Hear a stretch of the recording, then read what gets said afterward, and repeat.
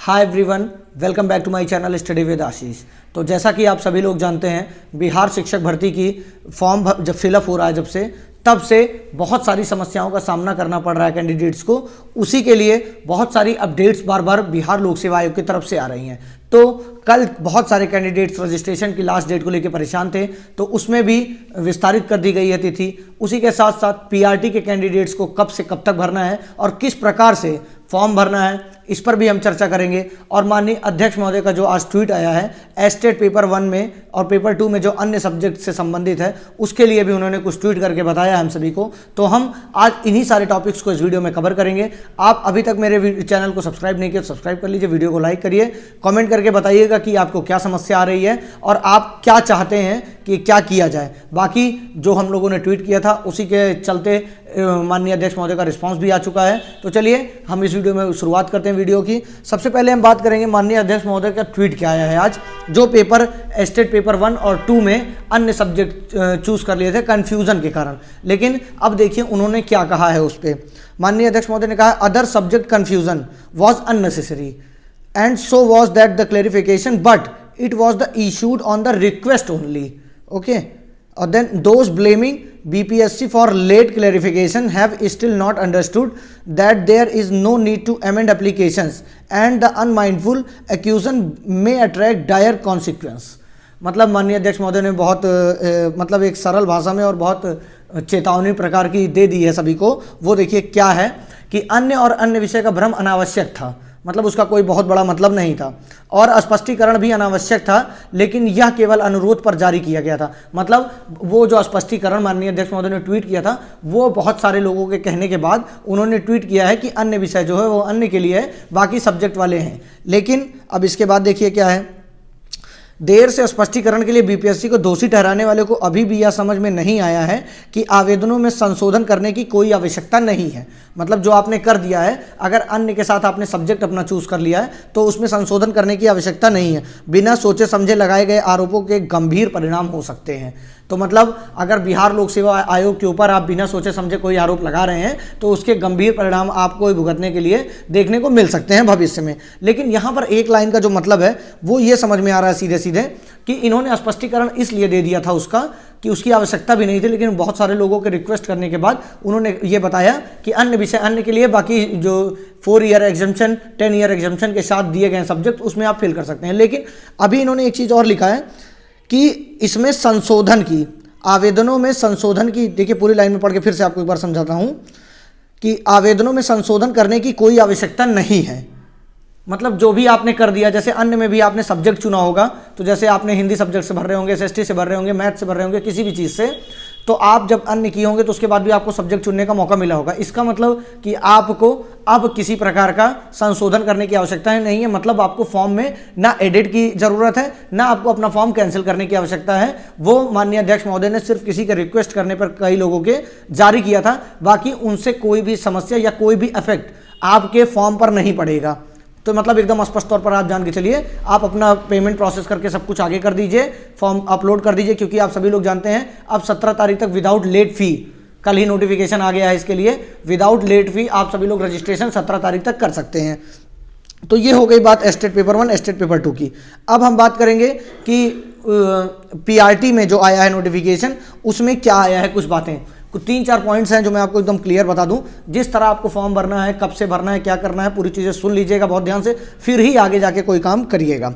देखिए सबसे पहले आया है, विलंब शुल्क के साथ निबंधन एवं भुगतान करने की अंतिम तिथि 17/11/2023 कर दी गई है।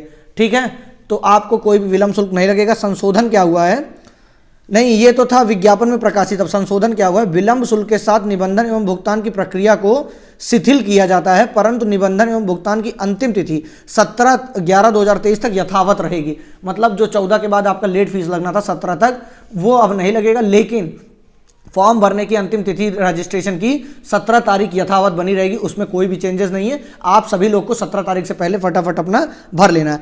ऑनलाइन आवेदन भरने का अंतिम तिथि 25/11/2023 अविस्तारणीय है, ये भी पॉइंट मेंशन किया गया, और यथावत आगे संशोधन में यथावत रहेगा, ये भी, इसमें कोई भी चेंजेस नहीं है। अब मतलब 17 तारीख ये लास्ट डेट होगी आपकी रजिस्ट्रेशन की, और आपको अपने डॉक्यूमेंट्स अपलोड करने की 25 तारीख लास्ट डेट होगी। अब इसके साथ निबंधन एवं भुगतान ऑनलाइन करने की तिथि 16/11 से लेके 25/11 तक अविस्तरणीय। और किसके लिए ये? क्लास 1 से 5th के लिए जो निबंधन रजिस्ट्रेशन करना है और ऑनलाइन आवेदन भुगतान करना है वो कब से कब तक है? 16/11 से 25/11 तक है। तो पीआरटी के जो भी कैंडिडेट्स इसमें शामिल होना चाहते हैं वो 16 तारीख से लेकर 25 तारीख के बीच में अपना सारा चीज़ कंप्लीट कर लें फॉर्म को, क्योंकि इसके बाद उनका कंप्लीट नहीं होगा। अब यही नीचे 3, 4, 5 पॉइंट में मेंशन किया गया कि किस प्रकार से आपको सारी चीज़ें क्लियरिफिकेशन की जाएगी। सबसे पहले बताया वैसे अभ्यर्थी जिनके विज्ञापन संख्या 26/2023 शिक्षा विभाग बिहार के अंतर्गत 1 से 5 विद्यालय अध्यापक के रिक्त पदों के लिए ऑनलाइन आवेदन करना चाहते हैं, वो नए सिरे से ऑनलाइन आवेदन करने की प्रक्रिया पूर्ण करेंगे। ठीक है, आपको नए सिरे से पूर्ण करना है। सेकंड आप सुनिए क्या है, वैसे अभ्यर्थी जिनके द्वारा विज्ञापन संख्या 27/2023 शिक्षा विभाग बिहार पिछड़ा वर्ग एवं अति पिछड़ा वर्ग कल्याण विभाग एवं अनुसूचित जाति जनजाति कल्याण विभाग के अंतर्गत पूर्व में ऑनलाइन आवेदन की प्रक्रिया पूर्ण कर ली गई है, वे कक्षा 1 से 5 में अध्यापक के लिए ऑनलाइन आवेदन करना चाहते हैं, तो उनके द्वारा पूर्व में प्राप्त यूजर नेम पासवर्ड से लॉगिन करके डैशबोर्ड पर वर्ग 1 से 5 विद्यालय अध्यापक से संबंधित लिंक पर क्लिक करते हुए ऑनलाइन आवेदन करने की प्रक्रिया को पूर्ण करेंगे। मतलब जैसे मान लीजिए आप 6 to 8 में भरे हैं, 9, 10 में भरे हैं, 11, 12 में भरे हैं और आप सभी लोग 1 से 5 में भी भरना चाहते हैं, तो जो आपका यूजर आईडी और पासवर्ड मिला है वो आप उस पर लॉगिन करेंगे तो आपको मिल जाएगा डैशबोर्ड पर कि आप 1 से 5 में भी भरना चाहते हैं, तो वहां पर लॉगिन करके क्लिक करके आप उस प्रक्रिया को पूर्ण कर सकते हैं। तो आई होप जितने कैंडिडेट्स कर लिए हैं, मुझे नहीं लगता अब उनको बहुत कुछ अपलोड करना पड़ेगा। उसी रजिस्ट्रेशन के डॉक्यूमेंट के आधार पर आपका हो सकता है पीआरटी का भी ले लिया जाए, लेकिन उसमें हो सकता है, अभी मैं चेक कर लूंगा खुद कि क्या क्या मांग रहे हैं, लेकिन उसमें हो सकता है कि आपका कोई डिग्री में परिवर्तन हो जाए कि आप सीटेट पेपर 1 वहाँ अपलोड कराया जाए या ऐसे कुछ भी जो भी होगा वो मैं आपको सारी चीज़ें बता दूंगा। और थर्ड पॉइंट क्या है, वैसे अभ्यर्थी जिनके द्वारा पूर्व में किसी भी वर्ग के लिए आवेदन ऑनलाइन नहीं किया गया है, वे वर्ग 1 से 5 के साथ अन्य वर्गों के लिए भी आवेदन करना चाहते हैं, तो सर्वप्रथम कक्षा 1 से 5 छोड़कर अन्य वर्गों के लिए रजिस्ट्रेशन, परीक्षा शुल्क का भुगतान एवं अंतिम रूप से ऑनलाइन आवेदन प्रक्रिया को करेंगे। रजिस्ट्रेशन के उपरांत उपलब्ध कराए गए यूजर नेम पासवर्ड से लॉगिन कर डैशबोर्ड पर 1 से 5 में विद्यालय अध्यापक से संबंधित लिंक पर क्लिक करते हुए ऑनलाइन आवेदन करने की प्रक्रिया को पूर्ण करेंगे। मतलब वही बात है कि जो भी अभी करना चाहते हैं, फिर अभी तक नहीं किए हैं जो आवेदन, वो सबसे पहले 6 to 8 में करें या 9, 10 में जिसमें भी करना हो आप उसमें कर लीजिए। उसके बाद आप क्लास 1 से 5 में उसी यूजर आईडी पासवर्ड के हिसाब से आप उसमें आराम से कर सकते हैं। 5वां क्या है, उपयुक्त विज्ञापन के संबंध में विस्तृत सूचना विवरणी एवं जानकारी आयोग की वेबसाइट पर प्रदर्शित की गई है, वेबसाइट आप जानते ही होंगे।